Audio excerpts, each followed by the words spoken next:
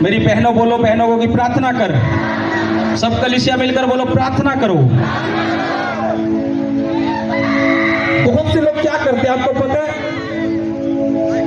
वो अपनी प्रार्थना को एक समय नहीं देते हैं अपनी प्रार्थना में खुदा को। लेकिन मैं आपको बता रहा हूं, प्रार्थना करने वाला व्यक्ति वहां पहुंच सकता है जहां आप सोच भी नहीं सकते। प्रार्थना करने वाले व्यक्ति का परिवार वहां पहुंच सकता है जहां आप सोच नहीं सकते।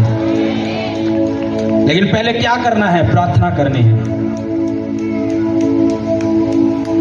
मैं कुछ तरीके आपको बताऊंगा कि आप प्रार्थना करो कैसे।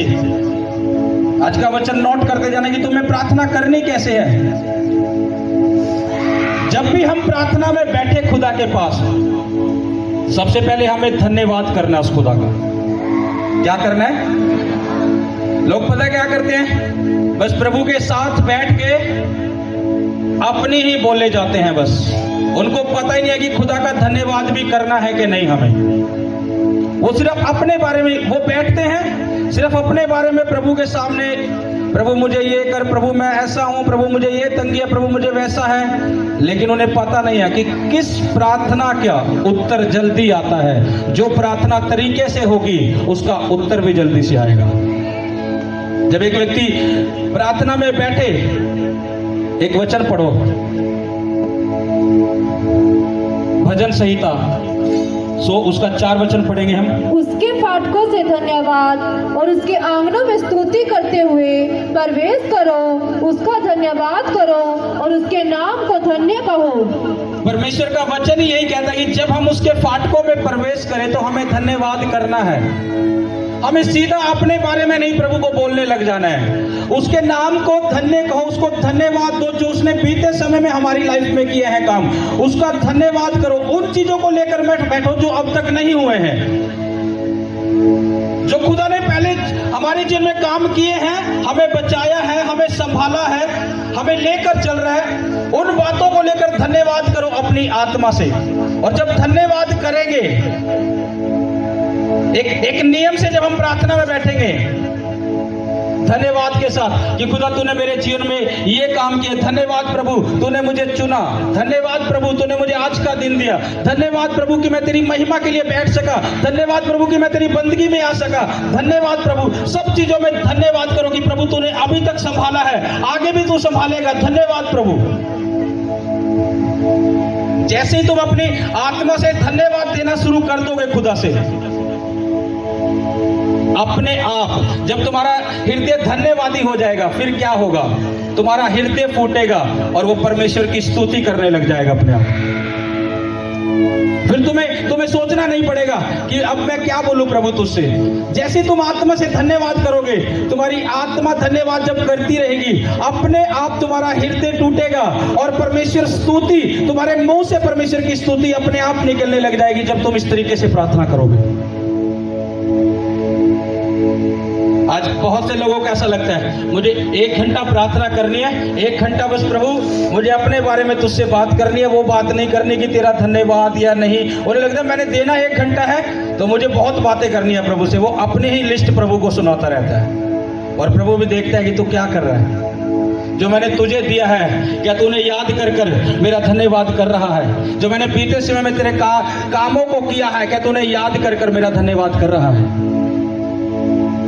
हमें लगता है आधा घंटा बैठना है, 1 घंटा बैठना है, मेरी बहुत सी बातें जो प्रभु से मुझे मांगना है, मुझे कहना, मुझे वही 1 घंटे में पूरी होंगी, तो मैं कैसे धन्यवाद करूं?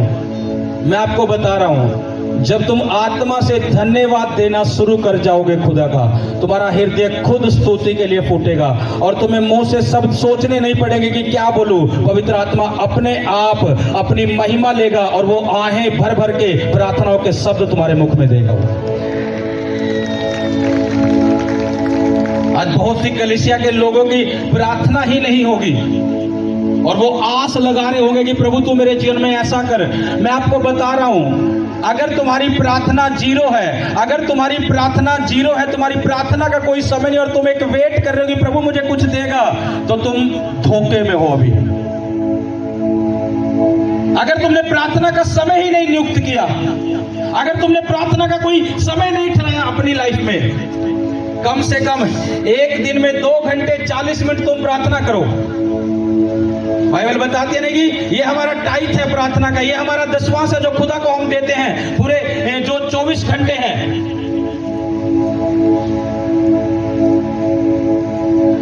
एक व्यक्ति जब प्रार्थना प्रतिदिन करेगा,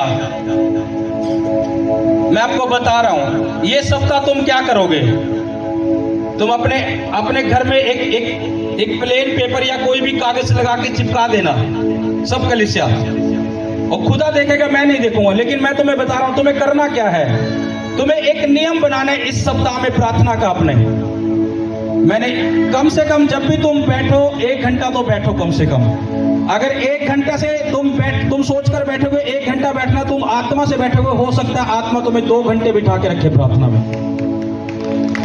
तुमने एक रूल बनाना है अपने इस सप्ताह में। एक पेपर दीवार पर लगाना, सुबह जितने टाइम तुमने प्रार्थना की है उसको लिख देना, और जितने परिवार लगाएंगे तुम क्या करोगे, उसे चर्च के प्रेयर लाइन नंबर पर व्हाट्सएप कर दोगे मुझे।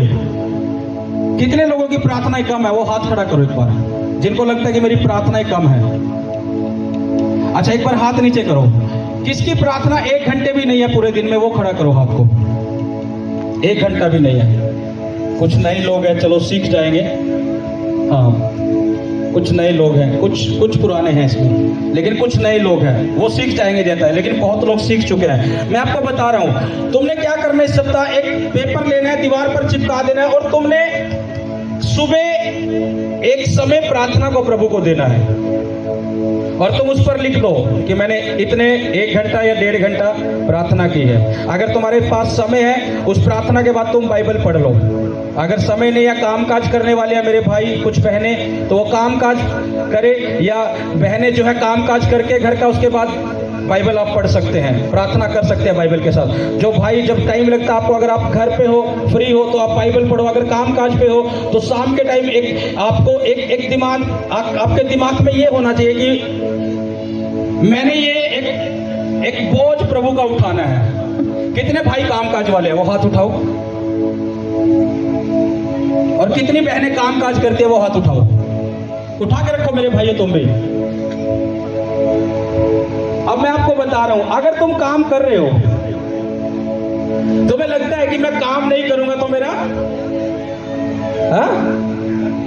ये कौन कह रहा चल जाएगा, अगर मैं काम काज नहीं करूंगा तो मेरा नहीं चलेगा।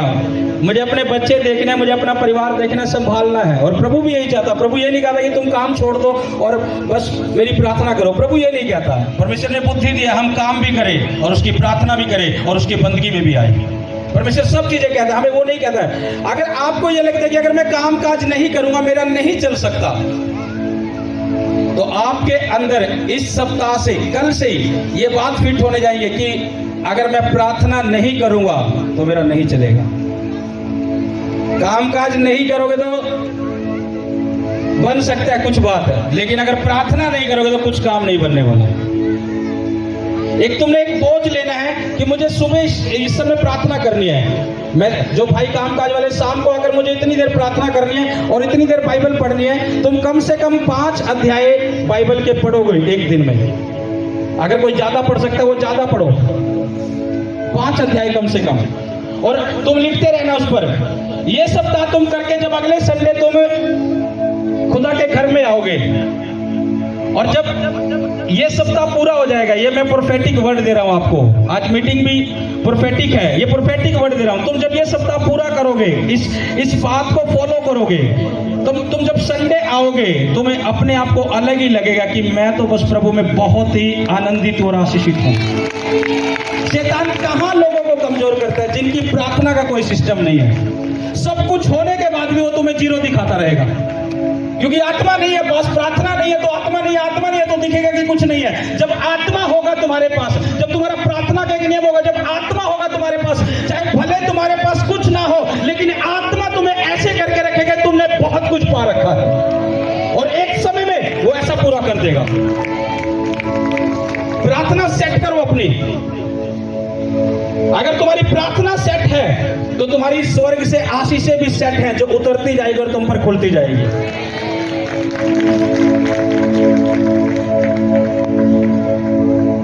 जब मैं प्रेयर कर रहा था, प्रभु ने मुझे बोला कि मेरे लोगों को इस वचन को आज दे,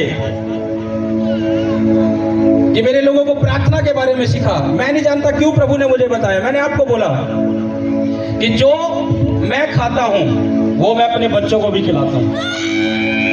अगर मुझे पता है कि बरकत कैसे है तो मैं अपने बच्चों को भी दूंगा। यहाँ वो नहीं है कि नहीं तुम्हें नहीं बताया जाएगा, तुम सीखते हो वैसे ही। अगर जो उस रीति से चलते हैं वो बरकत देखते भी हैं। मैंने तुम्हें एक बोझ दिया है ये प्रभु का। तुम इस सप्ताह प्रार्थना का एक नियम बनाओगे। कितने लोग ऐसा करेंगे? प्रार्थना का एक नियम, सीधे हाथ उठाओ। कितने लोग करेंगे? देख लो, खुदा के सामने वादा करके जा रहे हो तुम। तुम्हारी जो भी तुम नियम बनाओ, तुम नियम बनाओ, तुम नियम बनाओ। मैं कह रहा हूं ये वो बोझ है, ये संसारिक बोझ नहीं है, ये प्रभु का बोझ है। जब तुम इसे उठा लोगे तो प्रभु तुम्हारे बोझ को उठा लेगा। तुम इस बोझ को उठाने वाले बनो। सिर्फ आज अगर तुम इस प्रार्थना को सेट करोगे कल से, और शनिवार को तुम शाम के टाइम जब प्रार्थना कर चुके हो, अगर अपने उस पेपर पे लिख चुके हो, उसको फोटो खींचकर प्रेयर लाइन नंबर पर व्हाट्सएप करोगे तुम, और व्हाट्सएप करोगे जब संडे खुदा के घर में आओगे। ये सप्ताह जैसा तुम बीत चुका है तुम्हारा, और जो ये सप्ताह आने वाला जो पूरा प्रार्थना में रहेगा ये सप्ताह, और जब अगले सप्ताह जो रविवार आएगा, चेक कर लेना तुम्हारे अंदर क्या कुछ होगा। मैं नहीं जानता तुम क्या समझ पा रहे हो क्या नहीं, लेकिन मैं आपको बता रहा हूं, चेक कर लेना तुम अपने आप को। मसीह में सिर्फ ये नहीं है कि हम खुदा के घर में जाए, प्रभु के दास प्रार्थना कर देंगे, बरकत खुल जाएगी, मेरा चल जाएगा। बरकत तो खुल जाएगी, चल जाएगा, लेकिन मैं नहीं चाहता कि तुम दूध पीते बच्चे रहो। मैं नहीं चाहता कि तुम सिर्फ डिपेंड दूसरों पर रहो। मैं चाहता हूं तुम भी ऐसे बनो कि खुदा से मांगो और मेरा खुदा तुम्हें भी देने लग जाए। इसलिए अपने आप को थोड़ा सेट करो, अपनी लाइफ को सेट करो। जब तुम अपनी प्रेयर लाइफ को थोड़ा सेट कर दोगे, इसी सप्ताह में तुम देख लेना, जब नेक्स्ट संडे तुम आओगे तुम्हें फर्क लग जाएगा कि क्या। मैंने पिछले संडे भविष्यवाणी की थी कि तुम यहां से जाओगे, इसी संडे गवाही सुनोगे तुम। कितने लोगों ने पिछले संडे की गवाहियां दिया? हाथ खड़ा करो जिन्होंने पिछले संडे बरकत पाई थी। एक बहन कह रही थी शायद उसे सिर में दर्द रहता था, उसकी गोलियां खाती थी, वो पहली बार आई थी वो बहन। उसकी गवाही मैं सुन रहा था। वो बहन हाथ उठाए जो पहली बार आई थी। हाँ, खड़ी हो मेरी बहन। आप पिछले संडे पहली बार आते? क्या दिक्कत थी आपको? मेरे को माइग्रेन है। माइग्रेन था और गोली खानी पड़ती थी? हाँ जी। कितने साल से खा रहे थे? मेरे को 5 साल हो गए। लगातार खा रहे थे? हाँ जी। और पिछले सप्ताह तुम पहली बार आए थे खुदा के घर में, और क्या हुआ उस पहली बार जब आप आए? तो पहली बार प्रभु का अभिषेक हुआ और मेरे को सिर का दर्द, मेरा एक आपके ऊपर ले हैंड हुई थी? हाँ जी। और ये सप्ताह जो गया है, आपने कोई गोली खाई? नहीं खाई। 8 दिन हो गए, मैंने एक भी गोली नहीं खाई। और वो दर्द? खत्म है। इनको गवाही देना पता नहीं था। इन्हें पता नहीं प्रभु के दास ने क्या वर्ड दिए थे कि पिछले संडे कि बोला था कि तुम इसी संडे गवाही सुन लोगे। वो गवाही देकर जा रहे, उन्हें पता नहीं कि वर्ड क्या था पिछले संडे, क्या खुदा के दास ने बोला था। और मैं इस गवाही को सुन रहा था। ये पहली बार आए थे आप? हाँ जी, पहली बार आए। और कितने साल से था माइग्रेन?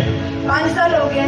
और पिछला सप्ताह जो गया है, कोई गोली नहीं, कोई दर्द नहीं, एक भी गोली। और लाइफ कैसी अभी आपकी? अब ठीक है, बिल्कुल हल्का, सिर का दर्द कुछ भी नहीं है। सोचो, और ऐसी बहुत बैठते मेरी बहन। अगर मैं उठाने लगूं, बहुत गवाहियां जो दे चुके और जो देने वाले अभी, जो पिछले संडे प्रार्थना, मैंने बोला था कि इसी संडे तुम गवाही दे दोगे। यही बात मैं तुम्हें कह रहा हूं। अगर तुम ये सप्ताह सेट कर लोगे, अपनी प्रार्थना का एक नियम बना लोगे, तो नेक्स्ट संडे जब तुम आओगे, मैंने बोला है क्रिसमस का मंथ चल रहा है, बरकतों का मंथ है, आशीषों का मंथ है, आशीषों के दिन है। उपवास में रहो, प्रार्थना में रहो, जैसा हो चलो, उपवास में, प्रार्थना में, बंदगी में जुड़े रहो। जो प्रार्थना कई सालों से नहीं हुई मुझसे, मैंने इस मंथ में मेरी प्रार्थना उस रीति से बढ़ी है जो कई सालों से नहीं हुई। मैं परमेश्वर की हजूरी में ये कह रहा हूं। इसलिए मैंने आपको बोला था कि क्रिसमस का मंथ है, मिस मत करो संडे। तुम्हारी बरकतों के दिन है। जो तुम्हें कहा जा रहा, जो तुम्हें सिखाया जा रहा, जो तुम्हें बोला जा रहा है, उसको फॉलो करते जाओ। क्रिसमस आ रहा है, गवाही तुम्हारी होगी। मैंने जो कई सालों से प्रार्थना नहीं हुई, जैसे इसी मंथ में मैंने अपनी प्रेयर लाइफ को देखा ऐसा। परमेश्वर ऐसे उठाता है, जो मेरी प्रार्थना का समय एक होता है। जितने बजे मुझे प्रार्थना में बैठना है, मैं सोचकर बैठकर जो भी लेटता हूं, मुझे पता है कि मुझे इतने बजे उठकर अब प्रेयर में बैठना है। मुझे परमेश्वर का आत्मा ऐसे उठाता है, जब उस जितने बजे मुझे उठना है 1 या 2 मिनट उस टाइम को पूरे होने में रहते हैं, मैं उठ जाता हूं। अलार्म बजने नहीं देता मैं अपना, खुदा ऐसे उठाता है। जब तक तुम प्रार्थना सेट नहीं करोगे, कुछ नहीं है। बिना प्रार्थना के एक मसीह व्यक्ति की लाइफ जीरो है। वो चलेगा तो, लेकिन घसीट घसीट कर चलता रहेगा। वो वैसे नहीं चलेगा जैसे चलना चाहिए। अगर उसकी प्रार्थना सेट हो गई तो वो दौड़ेगा, फिर उसे घसीटने की जरूरत नहीं, वो दौड़ेगा। फिर जब तुम खुदा की हजूरी में बैठो, उसका धन्यवाद करो, उसकी बातों के लिए धन्यवाद करो, परमेश्वर की महिमा करो। ऐसा नहीं है कि हम चल रहे हैं प्रभु और हम प्रेयर ना करें, हमारी प्रार्थना का कोई सिस्टम ना हो, तो तुम फिर चल ही रहे हो, बस देख रहे हो प्रभु कुछ करे। प्रभु भी कहेगा तू कुछ कर, तो मैं तेरी लाइफ में करूं इसे। या तुम गवाहियां सुनते, इसको सुनने का कारण क्या है? प्रार्थना है। अगर प्रार्थना ना हो तो काम भी ना हो। तुम्हें सीखना चाहिए। एक बेटे को, एक बेटियों को, जिन्हें पता है कि अगर मेरे माँ बाप जो है वो सक्सेसफुल है, तो अपने माँ बाप को चेक करे, उनको देखे। अगर उनके जैसे बन जाओगे तो तुम भी सक्सेसफुल हो जाओगे, तुम भी अपनी सफलता की ओर दौड़ दोगे। तुम्हें पता होना चाहिए कि प्रार्थना सब चीजों का हल है। जब यीशु मसीह के ऊपर दुख आया, यीशु मसीह ने एक बात बोली, जब उसे पता था कि वो घड़ी आ चुकी है, अब मेरा समय आ चुका है कि मुझे क्रूस पर अपने आप को देना होगा। वो थक गया, हार गया। उस थकावट में भी, उस चिंताओं में भी उसने क्या किया? उस रात को प्रार्थना की। और प्रार्थना में क्या कहा? हे पिता, हो सके तो ये कटोरा मुझसे टल जाए, फिर भी मेरी नहीं तेरी इच्छा पूरी हो।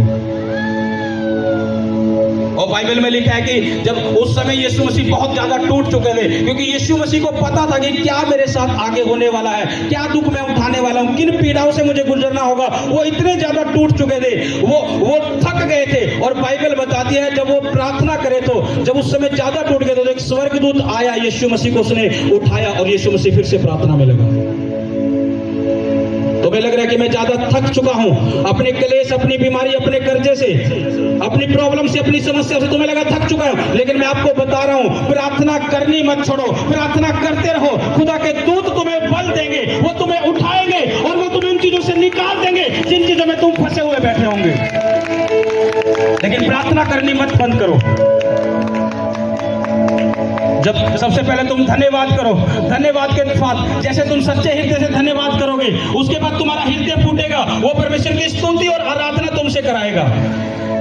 तुमने देखा चर्च में जब आराधना चलती है, कुछ लोग क्या करते हैं? जोर जोर से ताली बजा रहे हैं। कुछ लोग क्या करते हैं? चीख कर आराधना करने लग जाते हैं। कुछ लोग चिल्लाकर आराधना करने लग जाते हैं। है क्या ये? उनका हृदय फूटा है, क्योंकि वो हृदय से लगे हुए हैं, आत्मा से लगे हैं। इसलिए पवित्र आत्मा अब उन्हें चला रहा है, उसकी सामर्थ पवित्र आत्मा के ऊपर उतर रही है और वो सामर्थ में होकर अब आराधना कर रहे हैं, प्रार्थना कर रहे हैं। और जो सामर्थ से होकर आराधना प्रार्थना होगी, उसका रिजल्ट आएगा।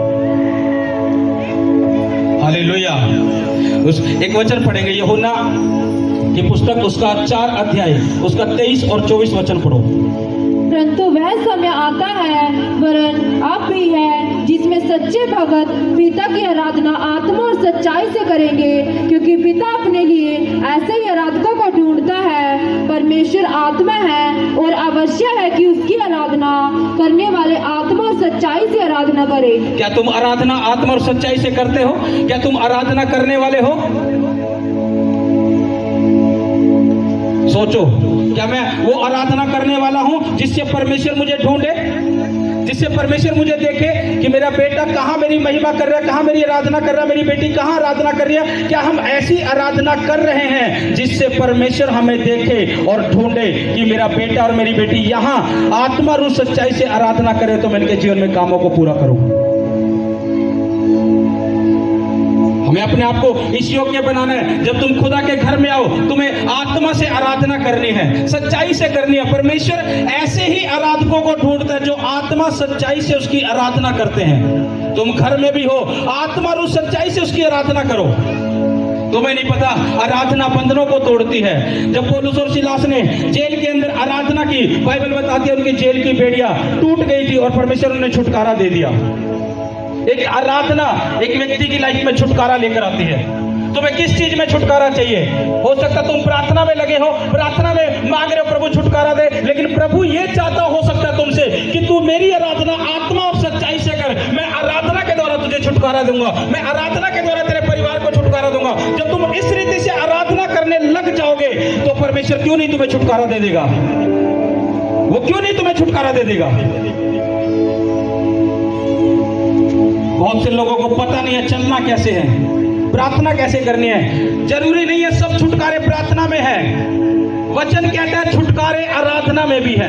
इन सब चीजों को एक साथ लेकर चलना पड़ता है हमें। ऐसे नहीं सिर्फ आराधना नहीं करनी, प्रार्थना करनी है क्योंकि मुझे छुटकारा चाहिए। आराधना में भी छुटकारा है। लोगों को लगता है सिर्फ प्रार्थना में ही छुटकारा है। उसने कहा परमेश्वर ऐसे ही आराधकों को ढूंढता है जो आत्मा रूह और सच्चाई से उसकी आराधना करते हैं। लोगों को लगता है 1 घंटा मैंने बैठने, अगर मैं धन्यवाद करूंगा तो प्रभु को अपनी बातें कब बोलूंगा? अपने पड़ोसी को बोलोगे धन्यवाद में भी चमत्कार है। फिर से बोलो धन्यवाद में भी चमत्कार है। इसी का पढ़ो यूहन्ना का, यूहन्ना 11 अध्याय उसका 41 से 44 तक। तब उन्होंने उस पत्थर को हटाया। यीशु ने आंखें उठाकर कहा, हे पिता, मैं तेरा धन्यवाद करता हूँ। यहाँ यीशु पिता का धन्यवाद कर रहा है। जब प्रार्थना कर रहा था लाजर की कब्र पे जाकर, यीशु को भी पता था मुझे अपने पिता का पहले धन्यवाद करना है। उसे पता था कि मुझे प्रार्थना करनी कैसे है। तुम चेक कर लो, यीशु मसीह ने जब भी प्रार्थना की है, जब उसने 5000 लोगों को खिलाया, जब उसने रोटी और मछली को स्वर्ग की ओर उठाया, तब भी धन्यवाद किया। यहाँ लाजर के पास जब लाजर को हमारे 4 दिन हो गए थे, कब्र में था, जब यीशु मसीह उसकी कब्र पर गया तो क्या बोल रहा है कि हे पिता, मैं तेरा धन्यवाद करता हूँ। आगे पढ़ो। कि तूने मेरी सुन ली है। धन्यवाद करके क्या बोल रहा है कि तूने मेरी सुन ली है। हाँ, मैं जानता था कि तू सदा मेरी सुनता है। क्या कह रहा है यीशु? तू सदा मेरी सुनता है। लोग कहते हैं प्रभु मेरी प्रार्थना नहीं सुनी जा रही, मेरे जीवन में काम नहीं हो रहा प्रभु, लेकिन यीशु कह रहा है कि प्रभु तू सदा मेरी सुनता आया है। क्यों? क्योंकि यीशु मसीह को पता था कि प्रार्थना करनी कैसे है। उसने सबसे पहले धन्यवाद बोला कि हे पिता, मैं तेरा धन्यवाद करता हूं कि तूने मेरी सुन ली है, तू सदा मेरी सुनता आया है। फिर क्या हुआ? परंतु जो भीड़ आसपास खड़ी है उसके कारण मैंने यह कहा, जिससे कि वे विश्वास करें कि तूने मुझे भेजा है। यह कहकर उसने बड़े शब्द से पुकारा, हे लाजर, निकल आ। जो मर गया था वह कफन से हाथ पांव बंधे हुए निकल आया और उसका मुंह अंगोछे से लिपटा हुआ था। यीशु ने उनसे कहा, उसे खोल दो और जाने दो। ये मिराकल तभी हुआ जब यीशु ने पहले धन्यवाद किया। तुम धन्यवाद करोगे, दिल की गहराई से करते जाओगे, चमत्कार होंगे। जो प्रार्थना तुम्हारी रुकी हुई है उसका उत्तर आएगा। लेकिन आज शैतान ने माइंड को एक जगह सेट कर दिया कि मुझे तो 1 घंटा 1.5 घंटा प्रार्थना करनी है, मेरी लिस्ट ज्यादा है, अगर मैं धन्यवाद ही करता रहूंगा तो प्रभु से अपने बारे में कब मांगूंगा। शैतान ने यहां सेट कर दिया सिर्फ। मुझे पता नहीं तरीका धन्यवाद से ही है प्रार्थना का। जो परमेश्वर का पुत्र यीशु मसीह ने जब उसने धन्यवाद किया कि मैं पिता तेरा धन्यवाद करता हूं, वो हमें बता रहा है, वो हमें सिखा रहा है कि किस रीति से चलना। हमें यीशु के जीवन से सीख कर चलना अपने आप को कि वो हमें किस रीति से चला रहा है।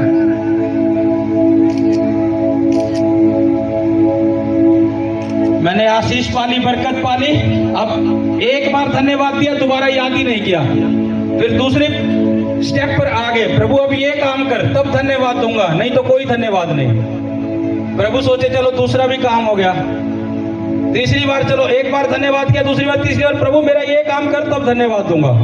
प्रभु सोचे चल ठीक है। जब चौथी बार सोचोगे प्रभु कहेगा तू स्वार्थी है।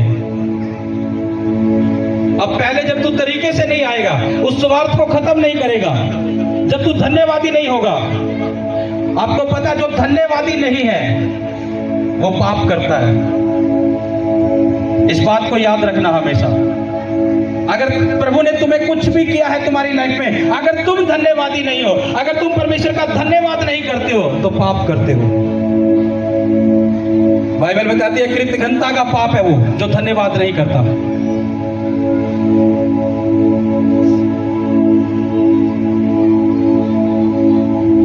इसलिए हमेशा धन्यवाद करो अपनी प्रार्थना में भी, चलते फिरते काम को करते हुए, जो भी काम काज कर तुम कर रहे हो उसको चलते फिरते प्रभु का धन्यवाद करते रहो। तुम्हारे मुंह से शब्द निकलने चाहिए,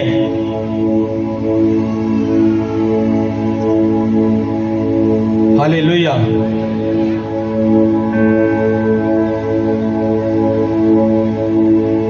अंगीकार करो ऊंची आवाज से बोलकर कि प्रभु आज से मैं तेरा धन्यवाद करना नहीं भूलूंगा, तेरी आराधना करने नहीं भूलूंगा। एक वचन और पढ़ेंगे, दानियल 6 उसका 10। जब दानियल को मालूम हुआ कि उस पत्र पर हस्ताक्षर किया गया है, तब वह अपने घर में गया जिसकी उपरोटी कोठरी की खिड़कियां यरूशलेम की ओर खुली रहती थी, और अपनी रीति के अनुसार जैसा वह दिन में 3 बार अपने परमेश्वर के सामने घुटने टेक कर प्रार्थना और धन्यवाद करता था, वैसा ही तब भी करता रहा।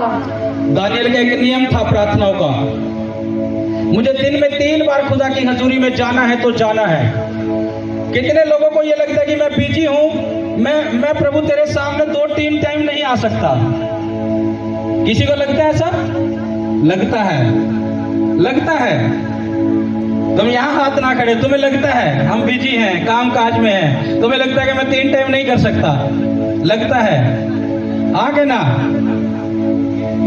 लेकिन दानियल का रूल चेक करो, उसने दिन में 3 बार खुदा के सामने घुटने टेकने तो टेकने हैं। और दाऊद ने कितने बार?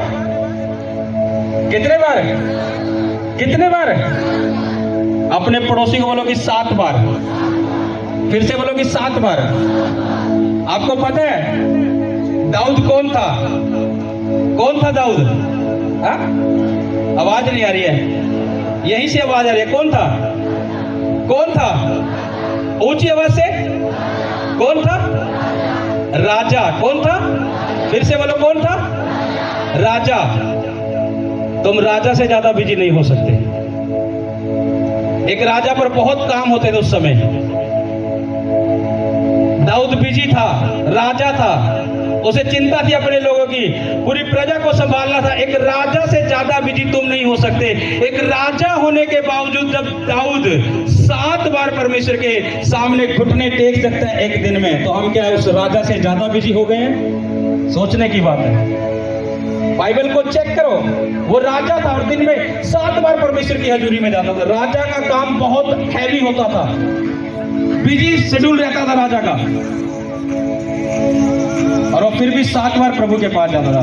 ऐसे ही नहीं उसने सारी लड़ाइयां जीती। बाइबल कहती है उसने 66 लड़ाइयां लड़ी और 66 की 66 लड़ाइयां उसने जीती थी। उसके जीतने का राज यही था, प्रार्थना उसकी। कलीसिया आज घुटने टेक गई है, बस अपनी बीमारी के आगे, शैतान के आगे घुटने टेक कर बैठ गया। उसे ये नहीं बताइए अगर मैं प्रार्थना में फाइट करूंगा तो जीत जाऊंगी। राजा से ज्यादा बिजी नहीं है हम जा सकते हैं दिन में 3 टाइम नहीं जा सकते, 2 टाइम तो जा सकते हैं खुदा की हजूरी में। दाऊद राजा होने के बावजूद भी 7 बार अपने परमेश्वर को याद रखता था। उसे पता था मुझे परमेश्वर की हजूरी में अब जाना है। बहुत से लोग ऐसे हैं, उन्हें पता होता कि आज विश्राम दिन है, कोई बात नहीं, अगले संडे चले जाएंगे। आज बुधवार है, आज मैं फ्री हूं, आज मुझे खुदा की बंदगी में जाना है, कोई नहीं, संडे को चले जाएंगे। फ्री होते हुए भी एक बंदगी को, एक प्रार्थना को एक समय नहीं दे पाते।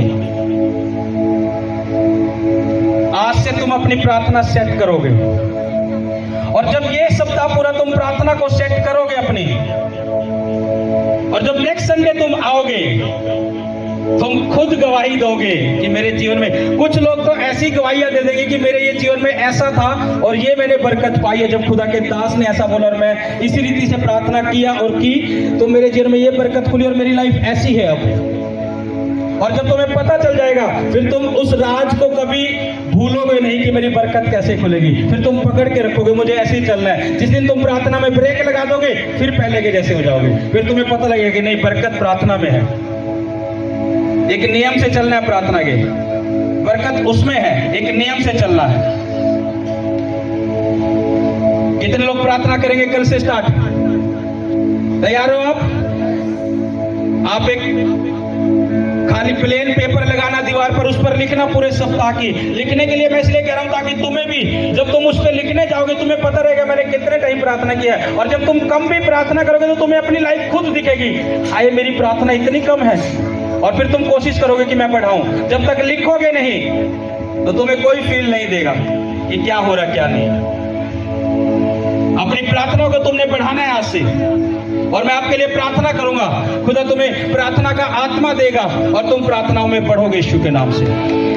आमीन। अपनी चिंताओं को भूल जाना, क्या काम हुए क्या नहीं हुए भूल जाना, सिर्फ प्रार्थना करना, धन्यवाद करना, उसकी आराधना करना, मगन रहना, आनंदित रहना। आपको पता है जो व्यक्ति, एक वचन पढ़ो, पहला थिस्सलुनीकियों 5 उसका 18। हर बात में धन्यवाद करो, हर बात में धन्यवाद करो, क्योंकि तुम्हारे लिए मसीह यीशु में परमेश्वर की यही इच्छा है। क्योंकि हमारे लिए क्या करे वो, तुम्हारे, बोलो हमारे लिए मसीह यीशु में यही इच्छा है कि मैं हर बात में धन्यवाद करूं। कुछ भी बात है, धन्यवाद प्रभु। जब धन्यवादी हृदय हो जाएगा तो वो आनंदित भी रहेगा और वो परमेश्वर के कामों को भी देखेगा। आमीन, हालेलुया।